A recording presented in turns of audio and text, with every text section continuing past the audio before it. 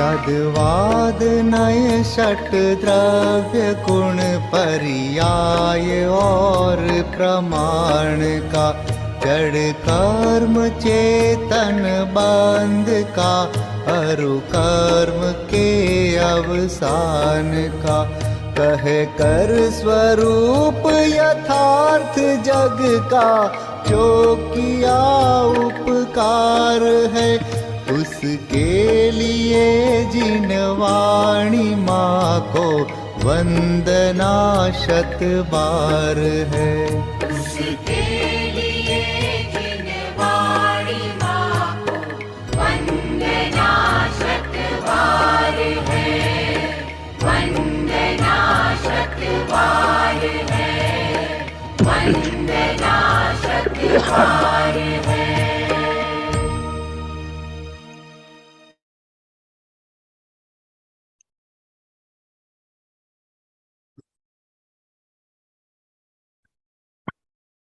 पंडित जी जय जिनेन्द्र। जय जिनेन्द्र।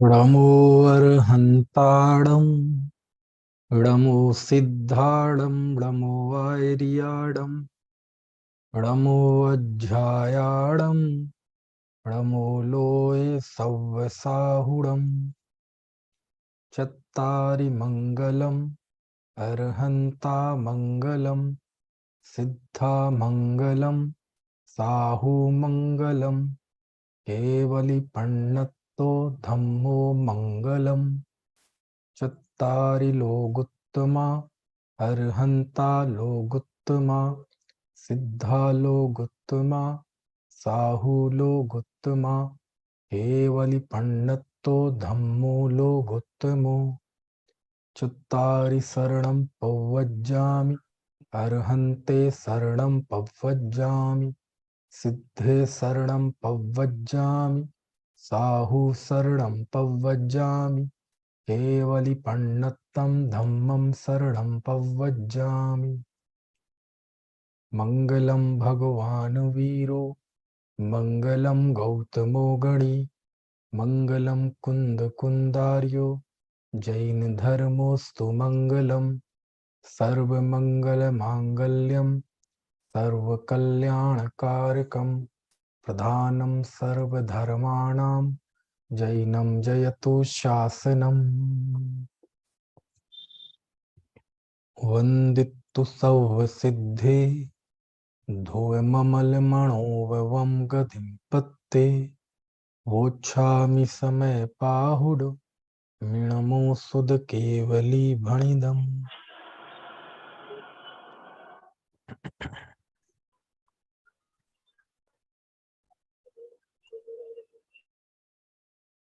कलिकाल सर्वज्ञ आचार्य कुंद कुंद भगवान की अनुपम रचना समय पाहुड़, लोक में जिसे समय सार कहते हैं, उसकी 94वीं गाथा हमें पढ़नी है। कुछ दिन पहले जब चर्चा छूटी थी तो 93वीं गाथा तक हम पढ़ चुके थे। अब अज्ञान से कर्म कैसे उत्पन्न होता है, क्योंकि अज्ञानी कर्म का कर्ता होता है, वह परद्रव्य को स्वयं रूप करते हुए कर्म का कर्ता बनता है। तो अज्ञान से कर्म कैसे उत्पन्न होता है, इसकी बात आचार्य 94वीं गाथा और 95वीं गाथा में बताते हैं। देखो जरा, पढ़ते हैं दोनों गाथाएं। तिवि हो ए सुवोगो अपव्यपम करे दिको हो हम कत्ता तस्वोगोगस हो दिसो अत्त भावस। गाथा 95। तिवि हो ए सुवोगो अपव्यपम करे दि धम्मादि कत्ता तस्वोगस सहोदिसो अत्त भावस। देखो क्या लिखते हैं आचार्य, तिबिहो एसो वोगो। तिबिहो, तिबिहो मतलब त्रिविध, तीन प्रकार का। एस, एस मतलब यह, ओवोगो उपयोग, ये तीन प्रकार का उपयोग। अहम, को हम, मैं क्रोध हूं। करेदि अपव्ययपम, इस प्रकार से आत्म विकल्प करता है। यानी ये तीन प्रकार का जो उपयोग है, जिसकी अभी पहले बात आई है ना, कौन सा उपयोग, मिथ्या दर्शन, अज्ञान और अविरति।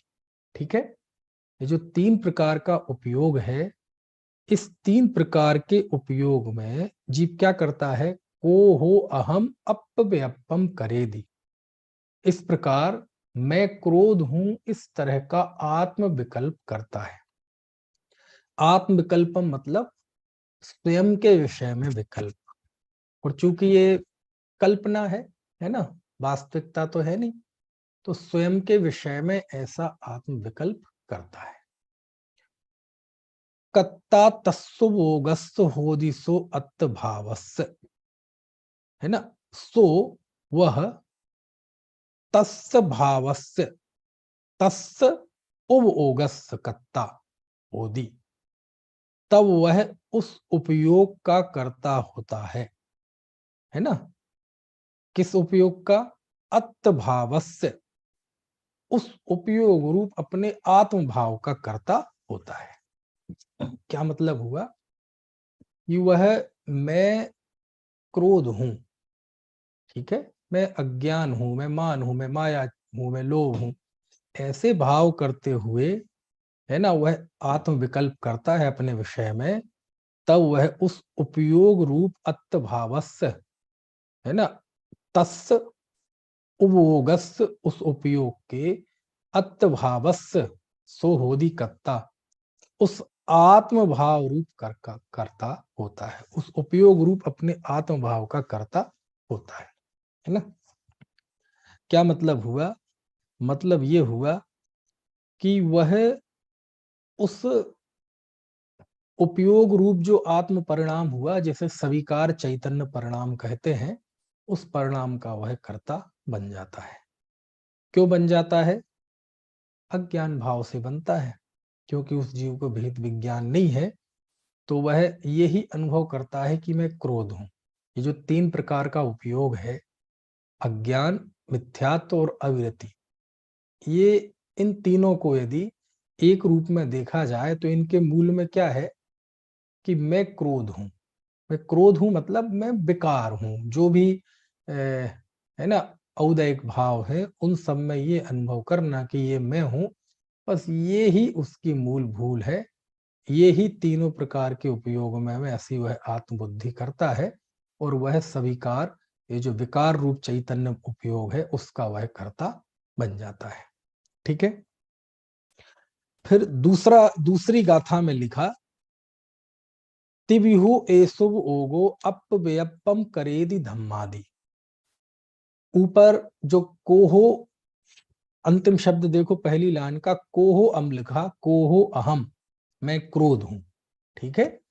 यहां लिखा धम्मादि अहम, है ना, धम्मादि अहम मतलब मैं धर्मादि हूं।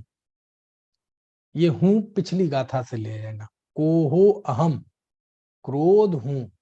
यहां धम्मादि, धर्म आदि अहम, मैं धर्म आदि हूं, ठीक है। कत्ता तस्व बोगस्त होदिसो अत्त भावम, ये पंक्ति तो वो ही है, केवल दोनों गाथाओं में एक ही शब्द बदला है। 93वीं गाथा में था कोहो हम, और यहाँ है धम्मादि, ठीक है। वहां लिखा था वह ये आत्म विकल्प करता है कि मैं क्रोध हूं, और यहाँ ये आत्म विकल्प करता है कि मैं धर्म आदि हूं, बस ये फर्क है। और जब इस रूप से आत्म विकल्प करता है, तो वह उस उपयोग में आत्मभाव का कर्ता होता है, ठीक है। ये यहां लिखा। अब ये करता क्यों है, क्योंकि अज्ञान से करता है ना। तो क्रोध आदि में ले लिया, गाथा की भाषा, टीका की भाषा में कहें तो भाव्य भावक भाव, और धम्म आदि में ले लिया गे ज्ञायक भाव। यानी क्रोध आदि में तो जीव के जो विकार होते हैं उन विकारों को ले लिया, ठीक है। वह विकार तीन ही है, मिथ्या दर्शन, अज्ञान और अविरति, जो पिछली गाथाओं में आए। और धम्म आदि में ले लिया गे भाव। गे भाव यानी जिनको आत्मा जानता है ना, लेकिन वह जानता है जब कोई अज्ञानी जीव, तो वह जानते हुए, क्योंकि ज्ञानी मात्र जानता है ना, अज्ञानी ज्ञेयों को जानकर उनमें कहीं ना कहीं कर्तृत्व स्थापित कर लेता है ना। तो मैं क्रोध हूं अथवा मैं धर्मादि हूं, धर्मादि हूं मतलब मैं धर्म द्रव्य हूं, मैं अधर्म द्रव्य हूं, मैं आकाश द्रव्य हूं, मैं काल द्रव्य हूं, मैं पुद्गल द्रव्य हूं, ऐसा वह आत्म विकल्प करते हुए, ऐसा आत्म विकल्प करता हुआ है वह आत्मा उस उपयोग रूप अपने आत्म भाव का कर्ता होता है ना।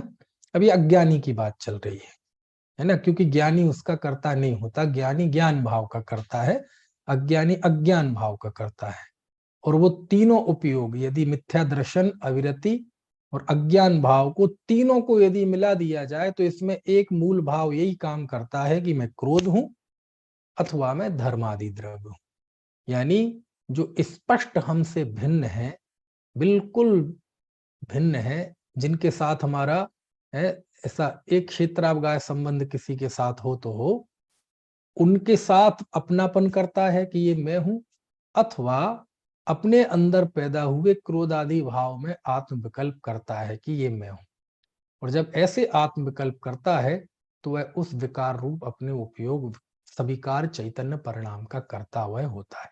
अज्ञानी होता है क्योंकि वह उस उपयोग रूप परिणमन करता है कि मैं क्रोध हूं, वह क्रोध रूप परिणमन नहीं हुआ, मैं क्रोध हूं इस अज्ञान भाव रूप परिणमन हुआ। धर्म हूं तो धर्म रूप परिणमित नहीं हुआ, मैं धर्म हूं ऐसे विकारी उपयोग रूप परिणमित हुआ, है ना। अब यहां कोई प्रश्न कर सकता है कि चलो मैं क्रोध हूं, ये तो चलो एक बार को मानता है व्यक्ति, लेकिन ऐसा कौन मानता है कि मैं धर्म द्रव्य हूं, मैं अधर्म द्रव्य हूं? ऐसा कभी किसी को मानते देखा है? आपने कभी किसी को ऐसा मानते देखा है कि मैं धर्म द्रव्य हूं, मैं अधर्म द्रव्य हूं, मैं आकाश द्रव्य हूं, मैं काल द्रव्य हूं, मैं पुद्गल द्रव्य हूं? ऐसा कभी किसी को मानते नहीं देखा होगा, ठीक है। धम्मादि लिखा ना, धम्मादि, चलो पुद्गल को मानते हुए तो आपने सुना होगा, पढ़ा होगा, देखा होगा, भले सीधा व्यक्ति ये ना कहे कि मैं पुद्गल हूं, क्योंकि पुद्गल तो एक ये शब्द है ना, लेकिन कोई ये मानता है कि मैं शरीर हूं, है ना, तो वो पुद्गल को अपना मानता है। लेकिन धर्म द्रव्य को कौन अपना मानता है? कोई है ऐसा जो कहे मैं धर्म द्रव्य हूं? दुनिया को तो धर्म द्रव्य का पता ही नहीं कि धर्म द्रव्य नाम से कोई द्रव्य भी होता है।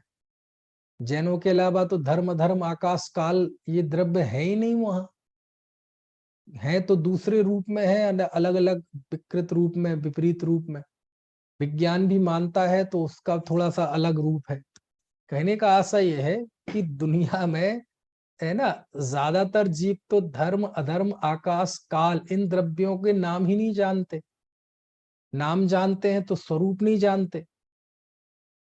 तो कौन मानता है कि मैं धम्मादि अहम, मैं धर्मादि द्रव्य, मैं धर्म द्रव्य हूं? ऐसा कौन मानता है? ये प्रश्न एक बड़ा प्रश्न था, और ये जयसेन आचार्य ने ये प्रश्न उठाया भी है कि हे आचार्य देव, ऐसा कौन मानता है कि मैं धर्मास्तिकाय हूं? यहाँ धर्म मतलब कोई चारित्रम खलु धम्मो, या दया विशुद्धो धम्मो, या बत्थु स्वभावो धम्मो, ये वो नहीं है। यहाँ धम्म आदि मतलब धर्म आदि द्रव्य, धर्म, धर्माकाश काल आदि, है ना। तो प्रश्न है कि कौन ऐसा मानता है कि मैं धर्म द्रव्य हूं? है कोई दुनिया में जो ऐसा मानता है धर्म द्रव्य हूं? समझ में है ना, है। तो आचार्य कहते हैं कि सुनो भैया, ये जो विकल्प होता है ना कि मैं धर्म द्रव्य को जान रहा हूं, मैं धर्म द्रव्य हूं, ऐसा जो ज्ञान में मन में विकल्प रूप होता है, धर्म द्रव्य का चिंतन होता है, अधर्म द्रव्य का चिंतन होता है तो धर्म द्रव्य रूप ज्ञान घटित हुआ ना। देखो क्या होता है, मैं आपको बताऊं। जैसे ये रूमाल है, तो ये रूमाल, दो चीजें हैं रूमाल। एक तो ये रूमाल सामने दिख रहा है, और दूसरा रूमाल रूप परिणमित हमारा जो ज्ञान है, हमारे ज्ञान में भी तो एक रूमाल रूप ज्ञान परिणमित हुआ ना। रूमाल रूप परिणमित मतलब ये रूमाल रूप परिणमित नहीं, ज्ञान में जो रूमाल का चित्र बना, ज्ञान में जो रूमाल है, ज्ञानात्मक रूमाल। कौन सा रूमाल? ज्ञानात्मक रूमाल। तो रूमाल दो है, एक ये कपड़े का रूमाल पुद्गल का, और एक ज्ञानात्मक रूमाल। वैसे अभी उसका प्रसंग नहीं है, लेकिन कहीं तीसरी जगह भी आता है, आएगा कि एक रूमाल शब्द, रूमाल शब्द, रूमाल वस्तु, और एक ज्ञान में रूमाल। तीन रूमाल हो गए। इसी को तीन नए आते हैं ना, ज्ञान नय, शब्द नय और अर्थ नय। नयों की उसमें आती है बातें। खैर, अभी शब्द नय को तो आप भूल जाओ। तो ये रूमाल कौन से हो गए? एक ज्ञानात्मक रूमाल और एक ज्ञेयात्मक रूमाल। एक वो रूमाल जो ज्ञान में है, और एक वो रूमाल जो पुद्गलमयी है। समझ में आया ना? तो जब कोई मन में धर्म द्रव्य को जानता है, अधर्म द्रव्य को जानता है, तो वह आत्मा को नहीं जान रहा ना। समझ में आया ना? वो आत्मा को तो नहीं जान रहा ना, आत्म विकल्प यानी सच्चे आत्मा के विकल्प तो नहीं कर रहा ना। तो धर्म ज्ञान में जो धर्म द्रव्य अधर्म द्रव्य रूप परिणमन है, बस उसी की बात यहाँ है। क्यों? क्योंकि वह धर्म आदि रूप परिणमन कर रहा है, अधर्म द्रव्य को जान रहा है ना। यह धर्म द्रव्य है, यह अधर्म द्रव्य है। उस समय वह शुद्धात्मा का स्मरण नहीं कर रहा है। आखिर उसे जरूरत क्यों पड़ रही है धर्म आदि के विषय में सोचने की? समझ में आए ना? पुद्गल के विषय को सोचने की, पुद्गल का ध्यान करने की, धर्म द्रव्य का ध्यान करने की उसे क्यों आवश्यकता पड़ रही है? क्योंकि वह आत्म स्वरूप का स्मरण नहीं कर पा रहा है। तो इस बात को जयसेनाचार्य ने समझाया। क्या प्रश्न था कि ऐसा कौन मानता है कि धर्म आदि द्रव्य होगा? तो कहते हैं इस भाषा में नहीं मानता, लेकिन वह धर्म द्रव्य रूप परिणमन कर रहा है ना, उसके ज्ञान रूप परिणमन कर रहा है ना, ये उसके लिए अच्छी स्थिति नहीं है। समझ में आया ना?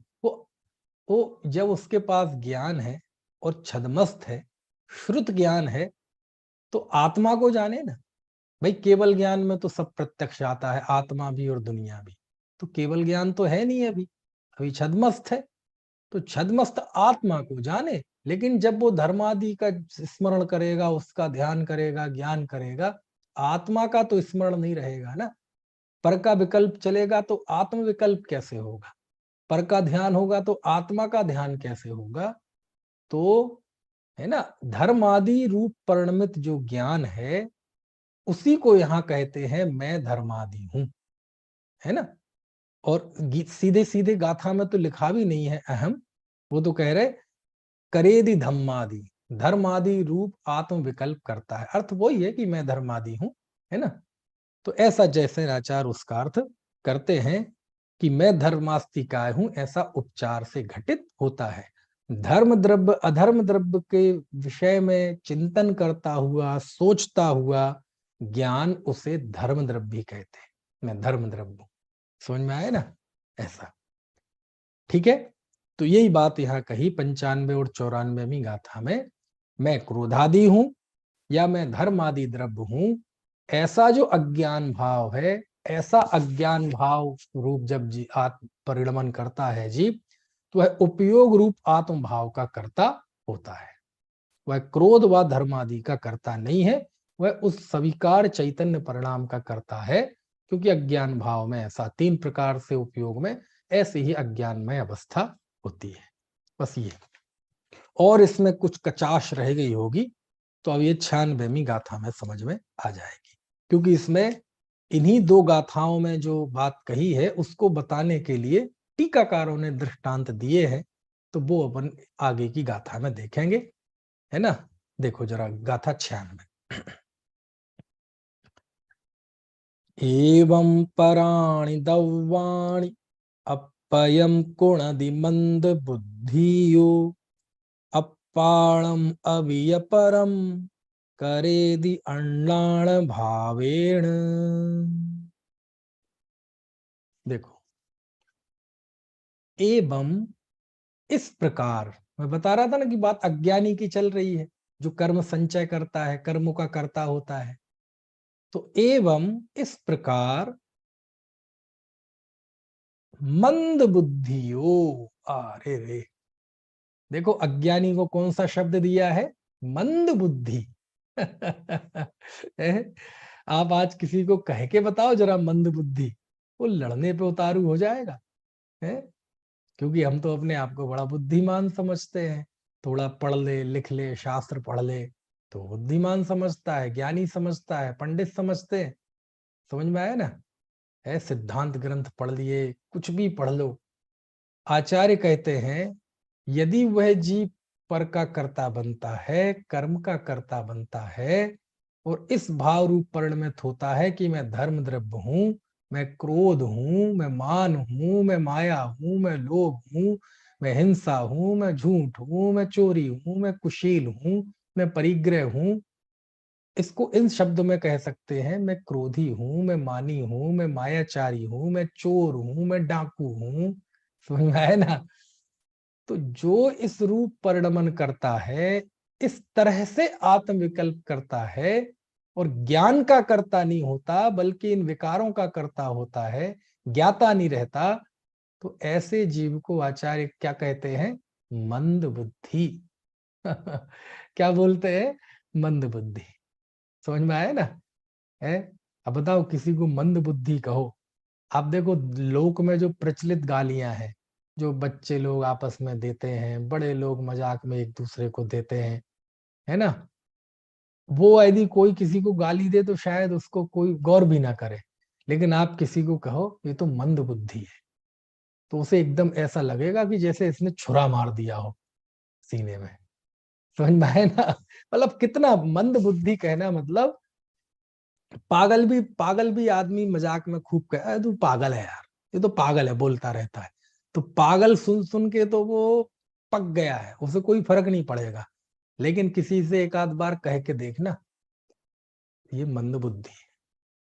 आप किसी के बेटे को कह के देखना कि ये मंद बुद्धि है, उसके माँ बाप गुस्से से लाल हो जाएंगे, तेरी हिम्मत कैसी हुई मेरे बेटे को मंद बुद्धि कहने की, तू मंद बुद्धि तेरा।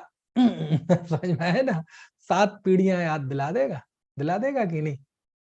आप किसी व्यक्ति को कहे ना तेरे पापा मंद बुद्धि है, तेरी माँ मंद बुद्धि है, आप देखना फिर क्या सीन बनेगा। किसी महिला को कह दो तुम्हारा पति मंद बुद्धि है, किसी महिला को, पुरुष को कह दो कि तुम्हारी पत्नी मंद बुद्धि है। समझ में आए ना? कह के तो देखो, किसी भाई को कह दो कि तेरा भाई मंद बुद्धि है, क्या स्थिति बनेगी। मतलब मंद बुद्धि शब्द एकदम कितना सीने में जाके एकदम तीर जैसा चुभता है। मंद बुद्धि बोलता है मुझे, मंद बुद्धि हूं मैं, कम दिमाग का हूं, पागल हूं मैं। समझ में आ रही है बात की नहीं? है। तो आचार्य ने मंद बुद्धि शब्द का प्रयोग किया। कौन से शब्द का प्रयोग किया? देखो मूल गाथा में है, कुंद कुंद देव की आज से 2000 साल पहले का प्रयोग है ये। कौन सा? एवं इस प्रकार मंद बुद्धियो, मंद बुद्धि, मंद बुद्धि मतलब अज्ञानी को मंद बुद्धि कहा जा रहा है। इस प्रकार मंद बुद्धि प्राणी दब्बाणी पर द्रव्यों को अपयम कुणदी। समझ में आया ना? इस प्रकार मंद बुद्धि, है ना, प्राणी दब्बाणी पर द्रव्यों को अपयम कुणदी, आत्मा करता है मतलब ये मानता है ना कि मैं धर्म आदि द्रव्य हूं, बस इसी का नाम है, वह पर को आत्मा करता है। कर तो सकता ही नहीं, वस्तुता तो पर को ना ज्ञानी करता है ना ज्ञानी करता है, लेकिन वह उस विकार रूप, उस सविकार चैतन्य परिणाम रूप परिणमन कर रहा है ना, बस उसी को कह रहे हैं, है ना, कि वह पर द्रव्यों को आत्मा कर लेता है। कौन? मंद बुद्धि। करता कैसे है ये? तो बिल्कुल आखिरी शब्द देखो, अण्णाण भावेण, अज्ञान भाव से। अब मंद बुद्धि से आप कोई अच्छी उम्मीद तो कर नहीं सकते, क्योंकि विवेक तो उसके पास है नहीं, ज्ञान तो उसके पास है नहीं, जागृति तो है नहीं। तो मंद बुद्धि अपनी मंद बुद्धिता से, मंद बुद्धि अपने अज्ञान भाव से पर द्रव्यों को आत्मा करता है, कोणादि करता है। अपयम आत्मा किसको? प्राणी दब्बाणी, पर द्रव्यों को करता है। और क्या करता है? अपाणम आत्मा को अभी भी या और परम करे दी, और आत्मा को पर करता है। पर द्रव्यों को आत्मा करता है और आत्मा को पर द्रव्य करता है। कैसे? अण्णाण भावेण, अज्ञान भाव से। कौन करता है? मंद बुद्धि। समझ में आए ना? है कितना जबरदस्त है। मंद बुद्धि कहते हैं आचार्य, जो पर को आत्मा करता है, आत्मा को पर करता है। यानी मैं क्रोध हूं, मैं राग हूं, मैं धर्म द्रव्य हूं, मैं पुद्गल हूं, मैं शरीर हूं, ऐसा जो अनुभव करता है, ऐसा जो विचार करता है, ऐसे जो आत्म विकल्प करता है, आचार्य कहते हैं वो मंद बुद्धि है। समझ में आए ना? है, बुद्धि तो है, मति ज्ञानी तो है, क्योंकि बुद्धि मति ज्ञान का एक नाम है ना। तो ज्ञान, मति ज्ञान तो है, मति ज्ञान मतलब कुमति ज्ञान तो है, मति ज्ञान तो है नहीं। लेकिन मंद मतलब है कुमति ज्ञानी है, कुटेव पड़ी है तुम्हारे अंदर। कैसी है? मंद बुद्धि। कितना खतरनाक शब्द है। मतलब एकदम ऐसी, एकदम समझ लो तीर सा सीने में चुभे, और चुभना ही चाहिए। आचार्य ऐसे ही डांटते, हर जगह थोड़ी कहेंगे हे भव्य, हे ज्ञानी, हे साधु। कहीं कहीं मंद बुद्धि भी कहेंगे। समझ में आए ना? देखो क्या, एवं पराणि दव्वाणि अपयम कुणदि मंद बुद्धियो अपाणम अवियपरम करेदि अण्णाण भावेण। है एवं इस प्रकार, अण्णाण भावेण, इसको पहले ले लो, अज्ञान भाव से मंद बुद्धियो, मंद बुद्धि प्राणी दब्बाणी, पर द्रव्यों को अपयम कुणादि आत्मा करता है, और अपाणम अभी आत्मा को भी परम करे दी, पर करता है। दोनों ही तरफ से बात ली। इस तरह अज्ञानी अज्ञान भाव से। समझ में आए ना? मंद बुद्धि है। अशोक जी कैसा लगा मंद बुद्धि संबोधन? है मंद बुद्धि, आप सोचो तो। मंद बुद्धि कौन सी गाथा है ये? गाथा 96। क्या क्या क्या कहते हैं अज्ञानी को आचार्य? मंद बुद्धि। मंद बुद्धि, दिमाग खराब है इसका, स्क्रू ढीला है। समझ में आया? पारमार्थिक तत्व समझ में नहीं आ रहा है। आचार्य कह रहे ज्ञाता है, आचार्य कह रहे एकत्व ही सर्वत्र सुंदर है। आचार्य ने कहा अहमेक को खलु शुद्ध। सब कहते हुए भी यदि कोई परद्रव्यों को आत्मा करता है और आत्मा को परद्रव्य करता है, तो आचार्य कहते हैं मंद बुद्धि। समझ में आया ना? अब देखो, आचार्य कुंद कुंद तो कह रहे उस जीव को मंद बुद्धि, और वो आकर सफाई कहे, वो पूछे आचार्य आप मुझे मंद बुद्धि क्यों कह रहे? मैं तो जैन हूं, मैं तो मंदिर जाता हूं, मैं तो अभिषेक करता हूं, प्रक्षाल करता हूं, मैं तो शास्त्र भी पढ़ता हूं, मैं तो रात्रि भोजन त्याग भी कर रखा है। वो सब ठीक है, तो ठीक है का क्या मतलब है? ये तुम्हारी जो अकड़ है ना, बस हमें ये अकड़ पसंद नहीं है। मंद बुद्धि। समझ में आया ना? बोले मंद बुद्धिपना है। ये मंद बुद्धि कैसी हरकतें करता है, आपने देखा है ना? मंद बुद्धि कैसी हरकतें करता है कि जैसे बोले कहीं कोई धर्मशाला होती है, आपने तीर्थों में देखा होगा, तो वहां यात्री लोग आते हैं। यात्री आने के बाद वो वहां आजकल तो भोजनालय चलते हैं, नहीं तो पहले ग्रुप में जब लोग चलते थे तो खुद ही भोजन बनाते थे। तो खुद ही भोजन, वही लकड़ी इकट्ठी करके सब भोजन बना रहे हैं, वो दाल बाटी बन रही है ना, मारवाड़ी आइटम। बैठा है कोई मारवाड़ी? है। तो वहां एक मंद बुद्धि है, पागल है, और वो यहाँ वहां कुछ भी बोलता रहता है, कहीं में बैठता है, कहीं इस तरह की हरकत करता है, कहीं उस तरह की हरकत करते हैं। तो वो मंद बुद्धि को लोग ज्यादा कुछ कहते नहीं, वो कुछ उल्टा सीधा भी बोले तो कहते कोई बात नहीं, मंद बुद्धि। समझ में आया ना? तो वो उससे सब पूछते हैं, हाँ भाई क्या हाल है, तो उसे लगता है देखो मेरा लोग कितना ध्यान रखते हैं, कितना ध्यान रख रहे हैं, जो आए वही मुझसे कुछ ना कुछ पूछता है, बातचीत करता है, ऐसा लगता है कि मैं बड़ा स्पेशल हूँ, पीटी कॉम्प्लेक्स। इतने में भोजन बन गया तो उससे पूछा, हाँ भाई कालू राम, भोजन करोगे? तो उसे जाके भोजन दे देते हैं, देखो मेरा कितना ख्याल रखते हैं। बढ़िया वो चूरमा बन रहा था, हाँ लो भाई चूरमा खा लो, वो चाट चाट के खाता, कितना याद ध्यान रखते हैं। अब बताओ, मतलब उसे तो दया में दे रहे हैं वो, है। अब वो इतना है तो, और उसके बाद जब वो जाने लगते हैं ना, वो तो जाने ही हैं उन्हें, तो वो अरे ये सब छोड़ के मुझे जा रहे हैं, अरे रुको रुको रुको, क्यों छोड़ के जा रहे हो? तो ऐसा देखकर दया आती है, मंद बुद्धि है बेचारा, अकल नहीं है। समझ में आया ना?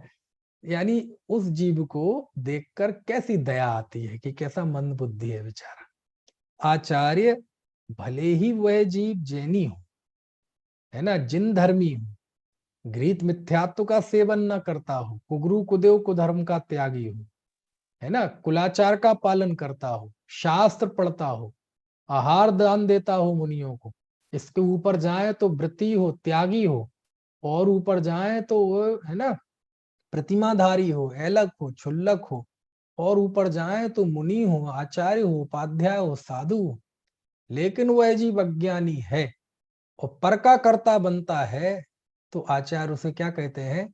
मंद बुद्धि।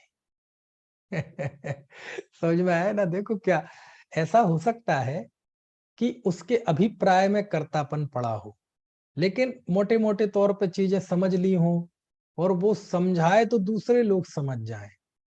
समझ में आया ना? मंद बुद्धि का स्वरूप बता रहा हूं मैं, कि ऐसा भी मंद बुद्धि हो सकता है कि शास्त्र रट रखे हो, और वह शास्त्रों की समय सार की व्याख्या करे तो दूसरे जीव सम्यक दृष्टि हो जाए, लेकिन यदि उसके अभिप्राय में ये पड़ा है कि मैं वाणी का करता हूँ, समझ में आए ना, मैं शास्त्र का करता हूँ, मैं व्याख्यान का करता हूँ, यदि त्यागी वृत्ति है तो मैं इन व्रतों का करता हूँ, मैं आवश्यक का करता हूँ, मैं इरिया समिति का करता हूँ, मैं आहार क्रिया का करता हूँ, मैं पिंड शुद्धि का करता हूँ, मैं प्रतिक्रमण का करता हूँ, समझ में आया, मैं आदान निक्षेपण का करता हूँ, मैं केशलुंचन का करता हूँ, तो आचार्य कुंद कुंद देव मंद बुद्धि है। क्या बोलते हैं? मंद बुद्धि है। तो देखो कुंद कुंद देव की नजरिए में और सारी दुनिया के नजरिए में कितना फर्क है। दुनिया तो ऐसे जीव को उपाधियां देगी, सम्मान पत्र देगी, जय जयकार करेगी, भीड़ के भीड़ जय जयकार करेगी। कुंद कुंद देव के पास जाओ तो वो किसी चीज से प्रभावित नहीं होते। वो कहते हैं यदि तुम करता हो तो मंद बुद्धि हो, किसी भी अवस्था में हो, तुम गृहस्थ हो यदि वहां हो तो भी मंद बुद्धि हो, मुनि हो तो भी मंद बुद्धि हो। समझ में आए ना? किसी भी अवस्था में हो, यदि शरीर के पर के कर्म के कर्ता बनते हो, आचार्य की दृष्टि में व्रत की, ज्ञान की, शास्त्र ज्ञान की, आपके द्वारा किए गए पुण्य कार्यों की आचार्य आपको कोई क्रेडिट नहीं देते, बोले मंद बुद्धि। समझ में आए ना? इतनी खतरनाक बात है ये, बस समझ जाए, बात पकड़ में आ जाए तो आनंद आ जाए, है ना? अब जब इसमें शब्द दिया ना अण्णाण भावेण, अज्ञान भाव से वह मंद बुद्धि ऐसा काम करता है, तो फिर आज अमृतचंद देव थोड़ा इसमें आनंद लेते हैं। वो कहते अज्ञान भाव मतलब कैसा? तो दो प्रकार से उन्होंने बताया अज्ञान भाव। एक तो मैं क्रोधादि हूं, ऐसा अज्ञान भाव है, और एक मैं धर्मादि द्रव्य हूं, ऐसा अज्ञान भाव है। पिछली गाथा में पढ़ा ना। तो आचार्य इसको समझाने के लिए दो दृष्टांत देते हैं। एक दृष्टांत देते हैं भूताविष्ट पुरुष का और एक दृष्टांत देते हैं ध्यानाविष्ट पुरुष का। भूताविष्ट का कैसा, कि जैसे कोई व्यक्ति किसी पर व्यंतर आ जाए, किसी पर भूत आ जाए, तो आपने देखिए किसी के ऊपर यदि व्यंतर आ जाए तो उसकी चेष्टाएं देखी हैं, उसके क्रियाकलाप देखे हैं, वो अमानवीय चेष्टा करता है। यानी मनुष्य सामान्य तौर पे हो तो पता चले 10 किलो वजन उठा पाए मुश्किल से, है ना, लेकिन उसके ऊपर भूत आ जाए, व्यंतर आ जाए, तो 10 लोग उसे पकड़े तो 10 लोग भी उसको पकड़ ना पाए, इतनी ताकत उसमें आ जाती। समझ में आए ना, ऐसी अमानवीय चेष्टाएं तक करने लगता है? ठीक है। और आपने देखा होगा कई बार अमानवीय चेष्टाएं ऐसी भी होती हैं ज्ञानात्मक भी, है ना। हमने सुना है हमारे यहाँ एक को आती थी कोई जो भी होगी देवी, उसके सिर पे कुछ देर के लिए, तो जितनी देर के लिए वह सिर पे आती थी तो उतनी देर के लिए वो बहुत ज्ञानी हो जाती थी। कैसी ज्ञानी हो जाती थी, अब वो कोपदी ज्ञानी रहता है ना उनसे, देवियों के व्यंतरों के, तो उससे जाके उस समय पूछे कि हमारा ये है, हमारे घर में हमारी करधनी खो गई है, मंगलसूत्र खो गया है, बताओ कहाँ गया, पुलिस में भी रिपोर्ट लिखा ली, सब हुआ। उसने बता दिया कि घर में ही है, उस कमरे में जाओ, उस कोने में जाओ, वहां है। वो मिल गई। समझ में आया ना। मेरा बच्चा खो गया, बोले वहां जाओ, वहां मिल गया। समझ में आया ना। अब वो ये भी अमानवीय चेष्टाएं हैं, क्योंकि ये मनुष्य इस तरह से कैसे बताएगा, एक सामान्य मनुष्य। समझ में आया ना। मनुष्य भी हो, अवधि ज्ञानी हो तो वो बता सकता है, लेकिन सामान्य मनुष्य कहाँ तो शारीरिक रूप से ऐसी चेष्टाएं करता है, लेकिन हकीकत में वह उसका स्वरूप नहीं है। वह उसको कहा आचार्य ने भूताविष्ट, भूत ने जिसको आविष्ट कर लिया है ना, जो है ना व्यंतर आदि के वश में है, तो वो वैसे ही करता है जैसा व्यंतर चाहता है, वैसे वो कार्य करता है। उस समय उसे कुछ पता नहीं है, उसकी चेतना है ना कहाँ गई, उसे कुछ नहीं पता, वो बस चलता है चलता है। दूसरा, ये भूताविष्ट का दृष्टांत दिया क्रोध आदि भाव के लिए, कि जैसे मैं क्रोध हूं, ये भूताविष्ट है, क्योंकि हकीकत में जो क्रोध रूप परिणाम है उसका जो अन्वय व्यतिरेक तो कर्म के साथ है, लेकिन यह जीव ये मानता है कि मैं क्रोध हूं। समझ में आया ना। और जब वो ये मानता है मैं क्रोध हूं, तो इस बात में इस चीज की स्वीकृति होती है कि क्रोध मेरा स्वभाव। समझ में आया ना। स्वभाव माने बिना आप क्रोध के कर्ता नहीं बन सकते। आप स्वभाव मानेंगे तो आप उसके कर्ता बनेंगे। तो अज्ञानी उसका कर्ता बनता है, ज्ञानी कर्ता नहीं बनता। बोले क्रोध होता है, हाँ, लेकिन मैं उसका कर्ता नहीं हूं। कर्ता नहीं हूं मतलब क्रोध रूप परिणमन करना मेरा स्वभाव नहीं है। समझ में आया। तो मैं क्रोध हूं, इस रूप परिणमन आप तभी कर सकते हैं जब आप अपने स्वभाव को क्रोध माने, क्रोधमयी अपना स्वभाव माने, तो ही आप क्रोध के कर्ता बन सकते हैं। और वास्तव में क्रोध का कर्ता कौन है, क्रोध आत्मा से भिन्न है। फिर भी वह मैं क्रोध हूं ऐसा मानकर, है ना, परिणमन करता है। तो आचार्य कहते हैं कि देख, तेरी भूत जैसी स्थिति है, तेरे ऊपर भूत लग गया है। समझ में आए ना। इसलिए ऐसी अमानवीय चेष्टाएं कर रहा है कि भूत लग जाए तो ऐसी चेष्टाएं करता है, अमानवीय, अप्राकृतिक। कहते तुम ये अनुभव करते हो कि मैं क्रोधी हूं, ये भी अमानवीय चेष्टा है। दृष्टांत में कहा अमानवीय चेष्टा, और सिद्धांत में कौन सी चेष्टा है, ये अज्ञानमय चेष्टा है। समझ में आया ना। ये मंदबुद्धिता है, ये मंदबुद्धिपना है, या ज्ञानमयी चेष्टा है। दूसरा दृष्टांत दिया आचार्य ने ध्यानाविष्ट का, कि अपरीक्षक गुरु, ध्यानाविष्ट मतलब कोई व्यक्ति भैंसे का ध्यान कर रहा है। काय का ध्यान कर रहा है, भैंसे का। और भैंसे का ध्यान कर रहा है, और उसने कहा मैं भैंसा हूं, और भैंसे के सींग इतने बड़े हैं कि ऊपर आकाश तक गए हुए हैं, ऐसा ध्यान कर रहा है। अब वो ऐसा ध्यान में तल्लीन हो गया कि उस वैसे गर्दन में दर्द है, उसका मन कर रहा है थोड़ा मैं ऐसे ऐसे घुमा लूं, लेकिन घुमा नहीं पा रहा, हिल नहीं पा रहा। क्यों नहीं हिल पा रहा? उसे लग रहा है अरे यार मैं यदि हिलाऊंगा ना तो ये सींग लग जाएंगे यहाँ। वो घर से बाहर निकल ही नहीं सकता, हिल ही नहीं सकता। क्यों? यदि ये सींग ऐसे हैं तो मैं कैसे हिलूं? समझ में आया ना? ऐसे ऐसे ध्यान करता है वो। समझ में आया ना? है? तो कहने का मतलब है ऐसा, इसको कहा ध्यानाविष्ट। अब कोई कह सकता है ऐसा होता है क्या? कहते देखो दृष्टांत में तो ये बात भली ऐसी लगे थोड़ी, है ना, अस्वाभाविक सी, लेकिन सिद्धांत में ये बड़ा स्वाभाविक है कि ऐसे ही व्यक्ति जब अपने ज्ञान स्वभाव की अस्वीकृति कर देता है कि मैं ज्ञाता नहीं हूं, मैं करता हूं, और जब करता है तो फिर वो सारे संसार का ही कर्ता बनता है। यदि मैं ये मानूं कि मैंने उंगली उठाई है, मैं इस उंगली का करता हूं, तो मैं षट द्रव्यमय विश्व का करता हूं। यदि मैं इस वाणी का करता हूं, मैं प्रवचन करता हूं, ऐसा मैं मानता हूं, इसका मतलब मैं षट द्रव्यमय विश्व का कर्ता बन रहा हूं। समझ में आया ना? ऐसा मतलब उस बात की गंभीरता बताने के लिए आचार्य ने ध्यानाविष्ट का उदाहरण दिया कि ध्यान करता हुआ जीव इसमें रहता है, अरे मेरे तो सिंग टूट जाएंगे, अज्ञान भाव से परिणमित कर रहा है ना।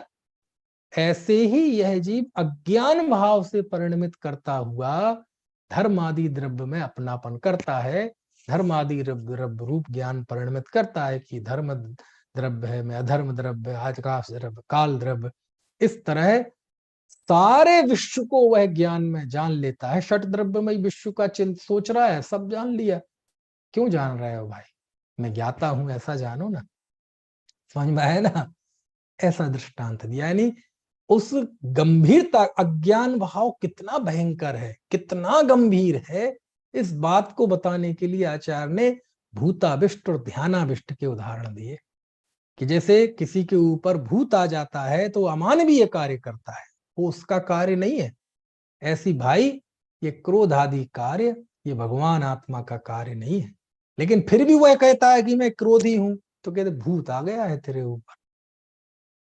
कौन सा भूत? अज्ञान भाव का भूत। कि अज्ञान भाव से तुम ऐसा मानते हो कि मैं क्रोध हूं, ये तुम्हारी अप्राकृतिक चेष्टा है। जैसे किसी के ऊपर भूत आ गया तो वो अमानवीय चेष्टाएं करता है, ऐसी मैं क्रोधी हूं, मैं मानी हूं, ये अप्राकृतिक चेष्टाएं हैं जीव की। ये अस्वाभाविक विकल्प, आत्म विकल्प है। ये वस्तु स्वरूप के विरुद्ध विकल्प है। ये आत्मा के स्वाभाविक भाव नहीं। समझ में आए ना? और मैं मानूं कि मैं धर्म द्रव्य हूं, मैं अधर्म द्रव्य हूं, ये कैसी चेष्टा है? कि कोई ध्यान कर रहा है कि मैं भैंसे जैसे मेरे सींग है, तो वो हिल नहीं पा रहा। क्यों? सींग लग जाएंगे, टूट जाएंगे। तो हंसी आती है ना सुन के। बोले पर द्रव्य में हूं, पुद्गल द्रव्य में हूं, धर्म अधर्म आदि द्रव्य में हूं, ऐसा मानना ये ऐसी ही पीड़ादायक अवस्था है, ऐसा ही अज्ञान है। मैं मान के बैठा हूं कि मैं पुद्गल हूं। समझ में आया ना? अब मैं पुद्गल का करता हूं, मेरी इच्छा के बिना दुनिया में कुछ नहीं होता, है ना? तो अज्ञान भाव की देखो ऐसी व्याख्या करते हैं अमृतचंद स्वामी। समझ में आया ना?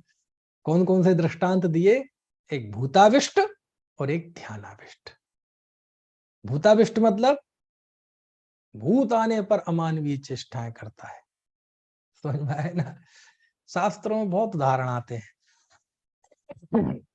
भगवान महावीर के समय एक उत्तर पुराण में आता है कि राजा श्रेणिक चेलना थे, तो एक मुनि आवे, तो वो अपनी पत्नी को छोड़ के आए थे, तो पत्नी मर के व्यंतरणी बन गई।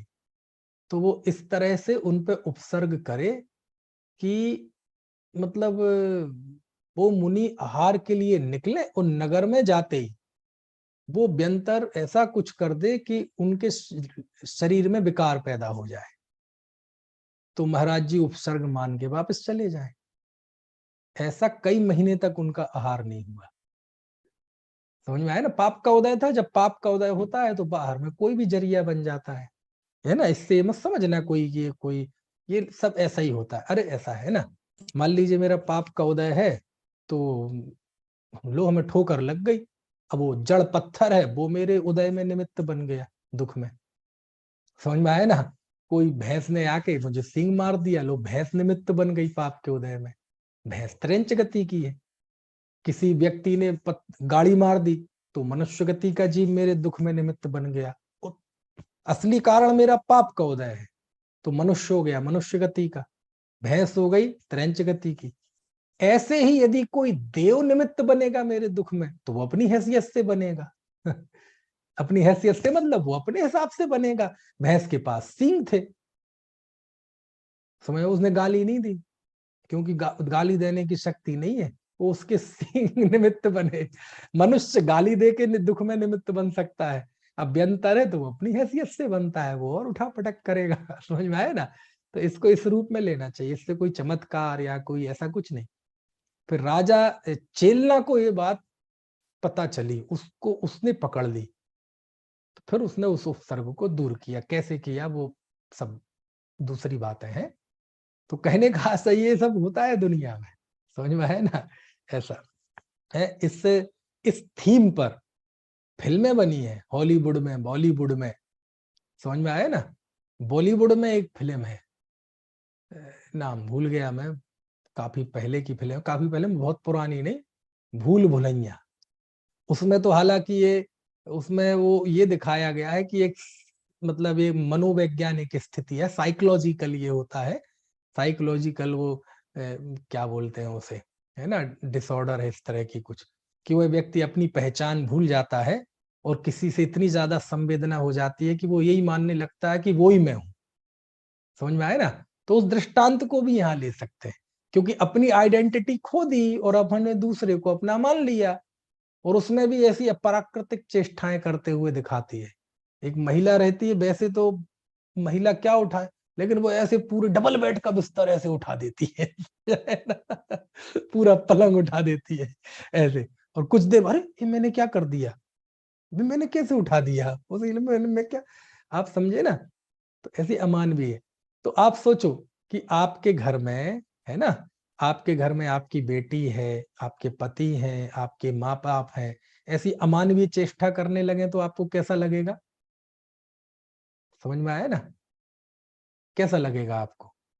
है, आपके पिताजी, आपका बेटा सुबह जाके, है ना, कार उठा ले ऐसी, तो हाँ, आपको खुशी होगी?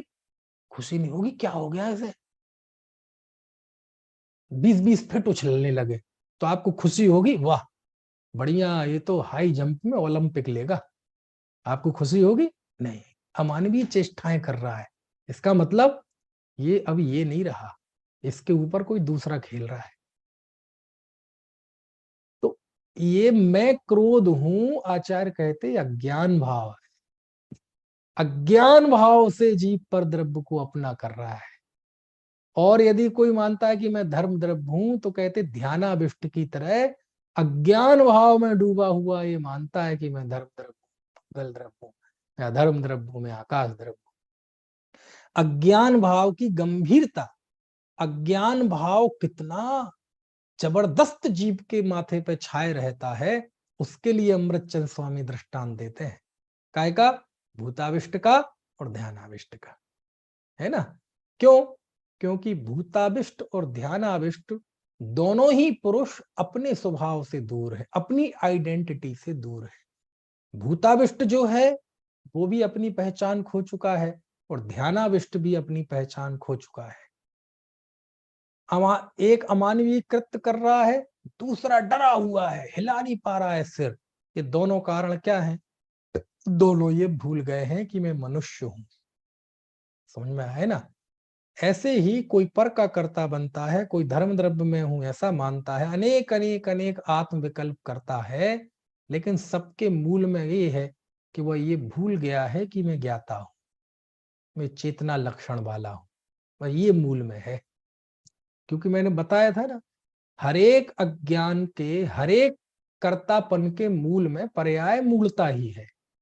जब वो अपनी पहचान खो देता है, अपनी पहचान उसको नहीं रहती है, तो सारे दुर्विकल्प होते हैं, तब सारे अज्ञानमय विकल्प होते हैं, है ना? तो भूताविष्ट और ध्यानाविष्ट में दोनों में समानता क्या है? कि वो अपनी आइडेंटिटी उसने खो दी। भूताविष्ट वाले को नहीं पता मैं कौन हूं, वो तो इसी उसमें है, ऊपर कोई खेल रहा है उसके। और ध्यानाविष्ट में भैंसे का ध्यान कर रहा है, उसे ये नहीं पता कि मैं मनुष्य हूँ भाई। अभी उदाहरण में ले लो कि मैं जो जो है मैं मनीष कुमार हूं, मैं निपुण जैन हूं, ये भूल गया, वो भैंसे का ध्यान कर रहा है। ऐसे ही परमार्थ से जो आत्म विकल्प करता है परद्रव्य को करने रूप, कहते हैं वो सब जीव ये भूल गए हैं कि मैं शुद्ध चेतना में वस्तु हूं। इस आइडेंटिटी को त्यागने के कारण, या इस है ना आत्मबोध नहीं होने से, बस ये ऐसे झूठे आत्म विकल्प करता है जी। किसकी तरह? भूताविष्ट पुरुष की तरह और ध्यानाविष्ट पुरुष की तरह। ऐसी मार्मिक गाथा है ये 96। कौन सा शब्द देते हैं? मंद बुद्धि। मंद बुद्धि, मंद बुद्धि, मंद बुद्धि।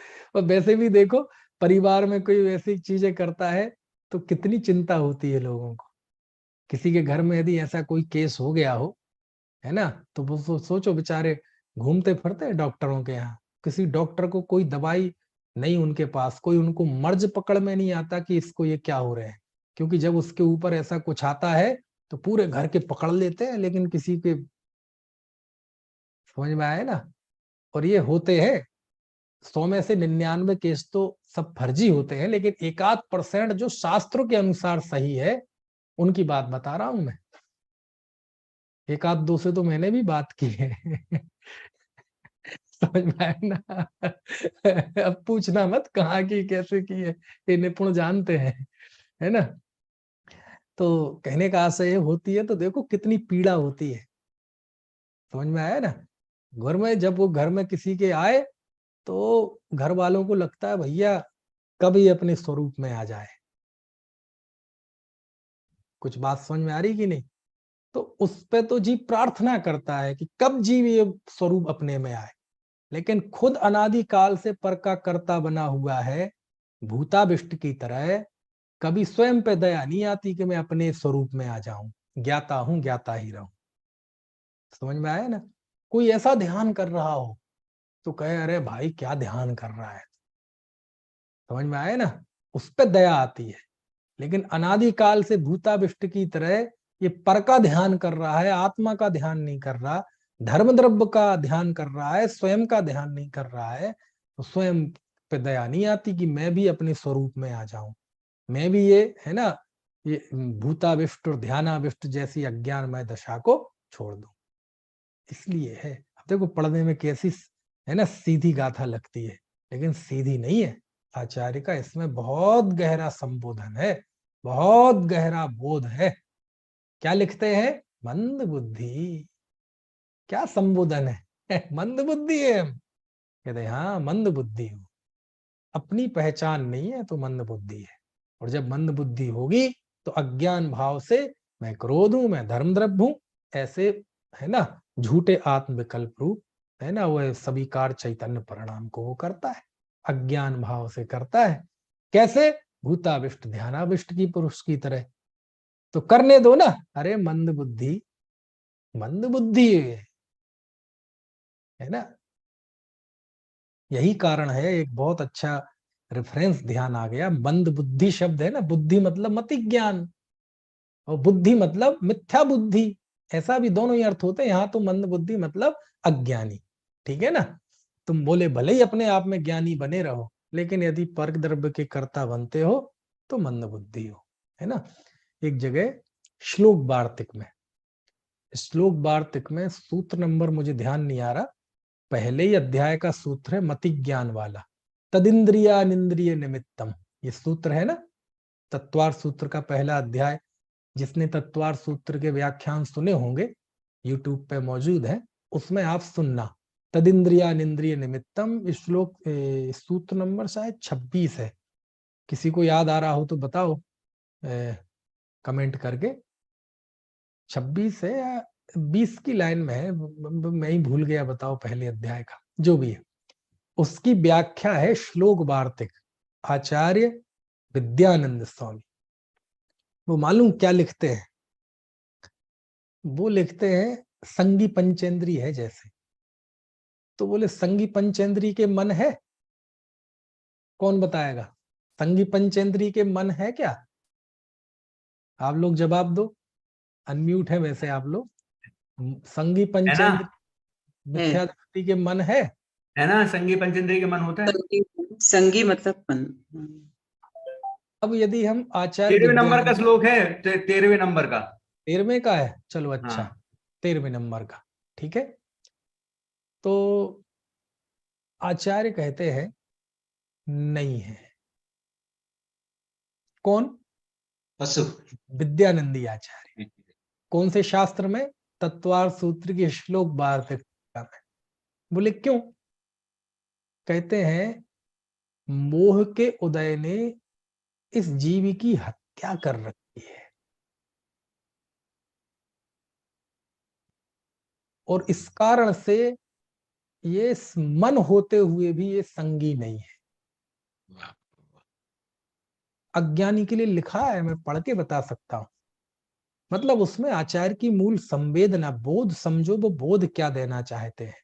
कोई अब लेके मत बैठ जाना कि शास्त्रों में तो हमने पढ़ा है संगी, वो सब ठीक है। मैं बात क्या बताना चाहता हूं आचार्य विद्यानंदी स्वामी की, मालूम वो क्या कहते हैं कि एक बात बताओ, उसको मैं समझाने की कोशिश करूं। मन का काम क्या है? 5 इंद्रियों का काम, आंख का काम रूप, कान का काम शब्द, नाक का काम गंध, जिह्वा का काम है खट्टा मीठा आदि रस, स्पर्श इंद्रिय का काम कड़ा नरम आदि। 5 इंद्रियों का काम तो रूपी पदार्थ को जानना है। छठी इंद्रिय जो मन है, उस मन का काम क्या है? बोले अरूपी पदार्थ को जानना। काय को जानना? अरूपी को जानना। बोले रूपी को तो 5 इंद्रियां जान लेती हैं, असंगी भी जान लेता है। तुम संगी हुए, मन मिला ना, इसलिए संगी कहते हैं ना। तो मन सहित होने से संगी कहते हैं ना। तो हमें ये बताइए, बोले तुमने अरूपी तत्व का ज्ञान किया क्या? अरूपी तत्व का ज्ञान मन जिसके लिए मिला था, मन की स्पेशलिटी क्या है? स्पर्श रसना घ्राण, स्पर्श रस आदि को तो इंद्रियां जान लेती हैं। मन की स्पेशलिटी क्या है? यदि संगी पंचेंद्रिय हुए हो तो संगी पंचेंद्रिय होने की सार्थकता क्या है? बोले अरूपी तत्व को जानना, भेद ज्ञान करना, अपने स्वरूप का निर्णय करना, अरूपी आत्मा को जाना। रूपी को तो ये आंख नाक कान जान लेते हैं। असंगी पंचेंद्रिय भी 5 इंद्रियों के माध्यम से पुद्गल को जान लेता है। मन काय के लिए मिला था तुम्हें? बोले मन का काम था विशेष अरूपी को जानना, और अरूपी को जाना नहीं। तो आचार्य लिखते हैं कि मोह ने इसकी हत्या कर रखी है, और इसके मन होते हुए भी ये मन नहीं है। क्यों? अरूपी का ज्ञान नहीं किया। समझ में आए ना? जैसे कई बार होता ना, कोई बेटा है, उसको खूब नाजों से पाला, खूब पैसा खर्च करके कर्ज लेके उसे बहुत अच्छा पढ़ाया, है ना, और फिर शादी हो गई, और फिर बढ़िया मोहल्ले भर में बताता घूमता था कि हमारा बेटा तो उसमें बहुत बड़ी मल्टीनेशनल कंपनी में सॉफ्टवेयर इंजीनियर है, 2 करोड़ का पैकेज है, अभी विदेश में है, ये है वो है, और मैंने बहू शादी कर दी है, वो भी सॉफ्टवेयर इंजीनियर है, ये है वो है, खूब बताता फिरता था।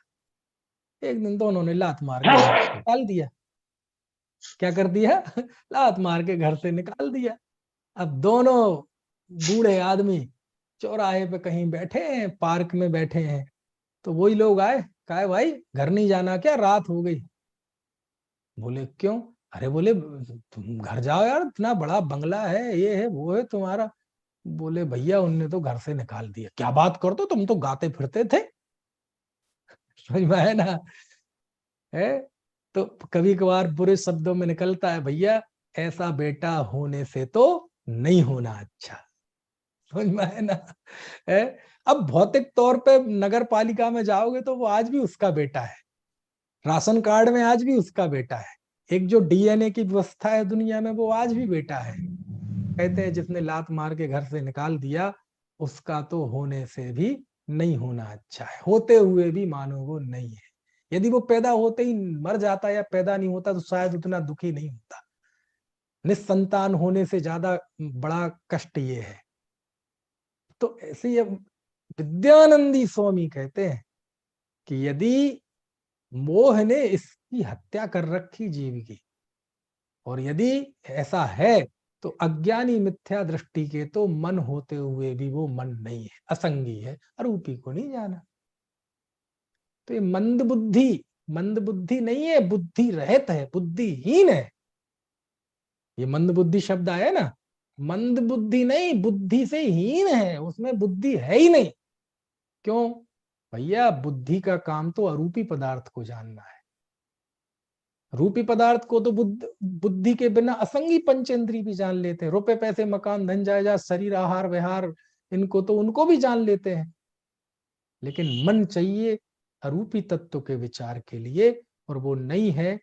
तो जैसे वहां विद्यानंदी स्वामी कह रहे हैं कि वह असंगी है ऐसी हम कुंद कुंद देव यहाँ कह रहे हैं वो मंद बुद्धि है। समझ में आया? बहुत अच्छी गाथा है भैया, एक बार गाथा का पाठ कर लेते हैं, बात पूरी करते हैं, समय हो गया। एवं पराणि दव्वाणि अप्ययं कुणदि मंद बुद्धियो अपाणम अभियपरम करेदि अण्णाण भावेण। चलिए।